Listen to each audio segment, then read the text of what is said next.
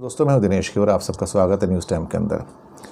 आज भारत सरकार ने, मोदी सरकार ने सुप्रीम कोर्ट को धमका दिया। सुप्रीम कोर्ट ने कहा था कि वैक्सीनेशन की आपकी क्या पॉलिसी है, हमारे सामने आप रखिए उसको।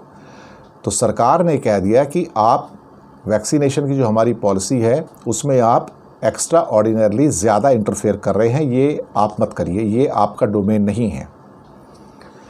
ये पहली बार ऐसा हुआ है कि सरकार ने सुप्रीम कोर्ट को धमकी भरे अंदाज में कहा है कि ये आपका डोमेन नहीं है, इसके अंदर आप इंटरफेयर मत कीजिए, ये आपका एरिया नहीं है। अत्यधिक न्यायिक हस्तक्षेप यानी कि excessive judicial interference in the government of India's work. और उस एफिडेविट के अंदर लिखा है कि सब लोगों का वैक्सीनेशन पॉसिबल नहीं है, लेकिन सुप्रीम कोर्ट ने तो उसका प्लान पूछा था, क्योंकि सारा का सारा चीज़ें हेवायर हो चुकी हैं। देश में 10 किस्म की प्राइसेस चल रही हैं। आज मैं हॉस्पिटल्स की लिस्ट देख रहा था, कहीं 1350, कहीं 1400, कहीं 1500, कहीं 1200, कहीं 1250, कहीं 1100, कहीं 900, कहीं 800, कहीं 750। आप यकीन नहीं मानेंगे, शहर शहर प्राइसेस अलग हैं। ये एक एट्रोशियस थिंग है और सुप्रीम कोर्ट इसी को कंट्रोल करना चाह रहा था कि there should be uniformity in prices. अगर आप फ्री में नहीं लगा रहे हो तो पहली बात तो फ्री में लगाना चाहिए था, लेकिन मोदी जी को तो उस पैसे से सेंट्रल विस्टा बनाना है 20-30 हज़ार करोड़ लगा के।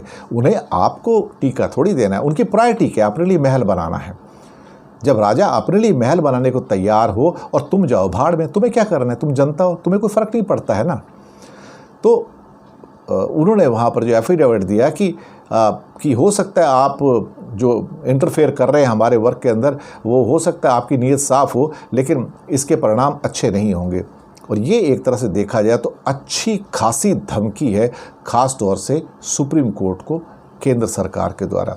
और ये पहली बार ऐसा लगता है कि जहाँ पर बहुत बड़े शब्दों का उपयोग करके सेंटर ने सुप्रीम कोर्ट को धमकाने की कोशिश की है, which is shameful, shameful and shameful.